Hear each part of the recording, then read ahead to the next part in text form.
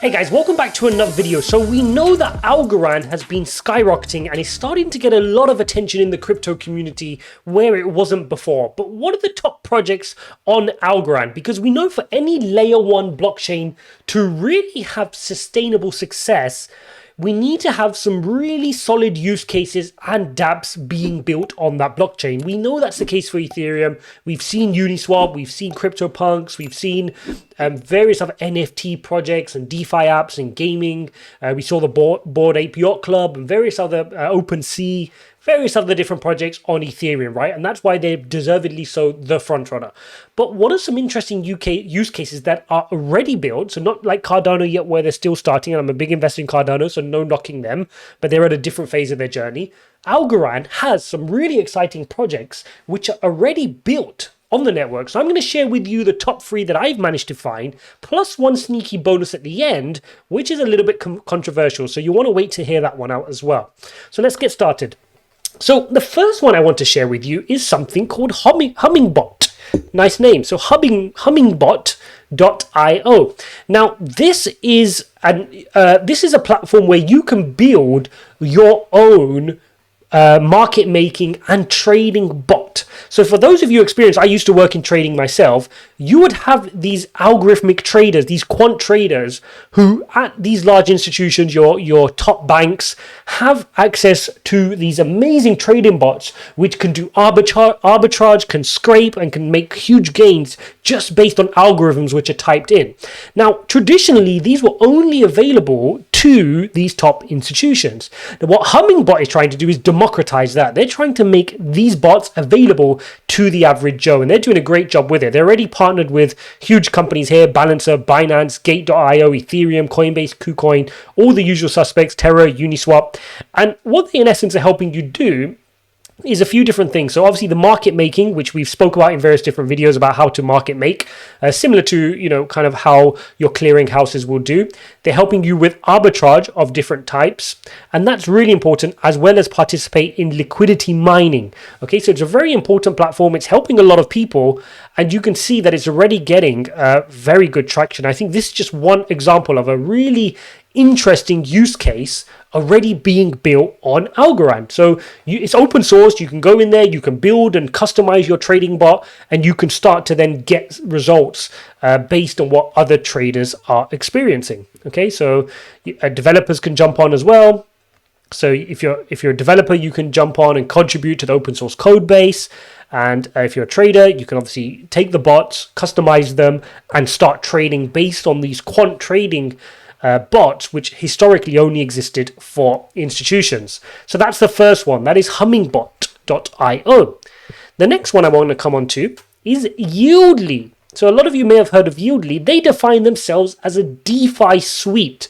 So there's a range of things you can do on here. So the first one is what's called a no loss prize game, right? So you can stake your Algo coins on Yieldly, and every so often you'll enter in a lottery to win some prizes, but you can't lose your initial Algo. Okay, so there's only upside for you. There's also yield pools, which everybody is used to, finding yields and earning big rewards just by staking your Algo coins. And you can also stake your Yieldly coins, which I'll come onto in a second, but that has the token YLDY. And then finally, which is a really important use case, are your cross-chain bridges. Okay, so this allows you to bridge your ASA tokens to your ERC20 standard tokens. They've got extensions for Binance Smart Chain, Polygon, and they're working on a bunch more as well. So you can see they've got a really exciting product roadmap going forward. So you can see here we're kind of here in the Q3 of 2021. So they're going to work on their dynamic staking. They're working on the ASA staking pools, NFT prizes, which is really interesting and a hot topic right now. I think if they can get that pushed out as planned in Q3 this quarter, I think that could be a real feather in their cap if they can push out, because at the moment there's no de facto winner, and I was looking into this, for NFTs in the Algo space. So whoever does this well and tries to become the OpenSea of Algorand, that is a huge opportunity for somebody to go and pick that up. Okay, so they've expanded their ASA to ERC20 bridge, and they're doing a partnership here until 4 as well. Okay, Q4, they're going to build their bridges for Yieldly token to Matic and to Binance Smart Chain as well. Okay, and then in Q1 2022, they're going to build a swap. So they're almost building a bit of a swap, like a Uniswap in there as well, but just for Yieldly to Algo swap for now. Okay, and then they want to integrate standardized NFTs on Algorand by Q1 2022. So really interesting. They've got a good team here of entrepreneurial young guys working on this project. Seem like they have a lot of good backing from recognized funds here. Okay, so you can see they've got a few different funds backing them. And it's an interesting project, so definitely one for you to look out on, and one that's quite well known in the community. So that was my second pick. Moving on to the third one, and the third one I want to share with you is Circle. So Circle are the company behind the stablecoin USDC. Now, for those who don't know, a stablecoin is something you can transact in for your cryptocurrency purchases. So a USDC coin is linked and pegged directly to $1. So one USDC is equal to $1 dollar. So if you want to trade on a decentralized exchange or even a centralized exchange, you can go ahead and you can take your $100 and you can exchange them for 100 USDC. And with this 100 USDC, you can start trading on these exchanges. And there's various different reasons why you want to do this. One, it can help you remain anonymous on decentralized exchanges. You can avoid your normal high fees at banking, and normally which are very slow, your traditional banks.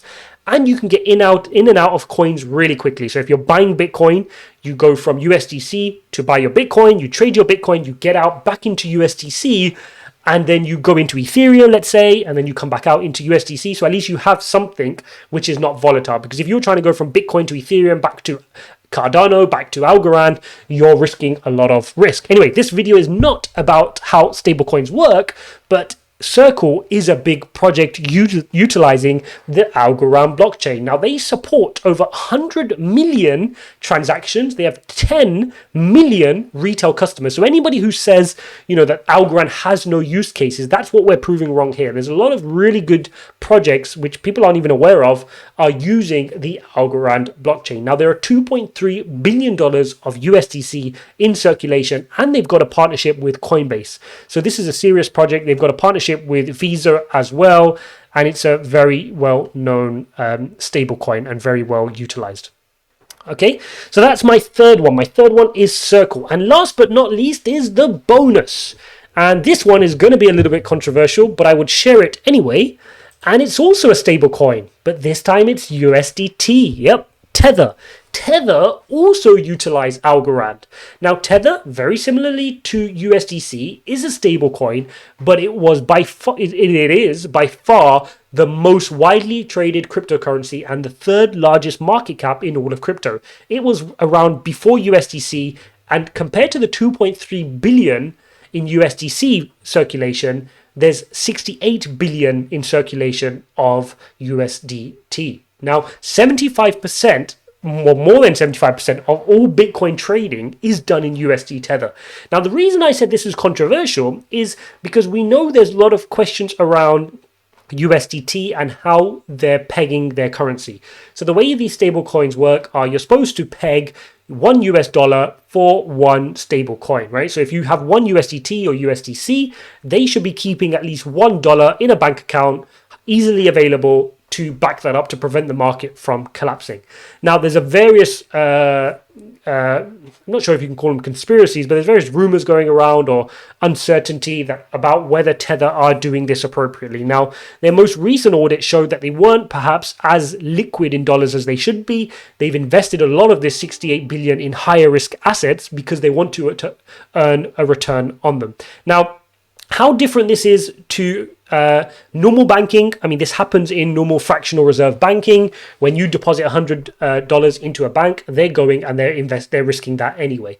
So the same thing is happening in crypto. But the question arises, does this rehypothecation cause a concern for the crypto market, and can that lead to a wider collapse? But anyway, that's for another video. As you can see, we've got 4 really big, powerful, highly utilized apps built and using the Algorand blockchain. So this is not just a beauty parade.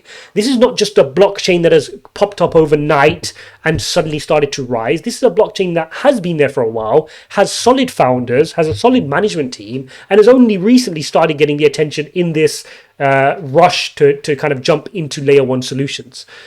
So, you can see USD coin supporting over 10 million retail customers. You can see USDT, $68 billion in market cap, Yieldly with their staking and cross-bridge support, Hummingbot allowing you to build different bots. There's not only a variety of different use cases on the Algorand platform, but it's proven that they can handle a lot of transactions as well. And you can see that there's various reasons why these dApp developers of these big projects have decided to use Algorand instead of a Solana, instead of an ADA, or instead of Ethereum. There are reasons specifically for their dApps and the way it works technically that they've opted for Algorand. So there you go, guys. For those of you wondering what the use cases are on Algorand, there's a first start at 4 good projects on the Algorand network. If you find any more exciting, interesting projects in the Algorand space, feel free to comment them below and we can do a deeper dive together on those.